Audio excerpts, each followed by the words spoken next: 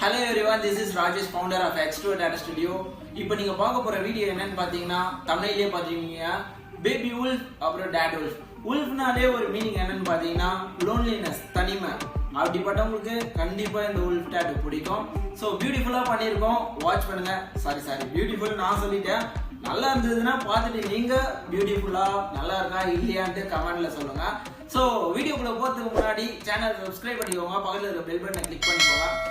Video நல்லா இருந்ததுன்னா like பண்ணுங்க, கமெண்ட் பண்ணுங்க. நீங்க பண்ற லைக்கோ கமெண்டோ எனக்கு நெக்ஸ்ட் வீடியோ பண்றதுக்கு மோட்டிவேட்டா இருக்கும். சோ வாங்க வீடியோ வாட்ச் பண்ணலாம்.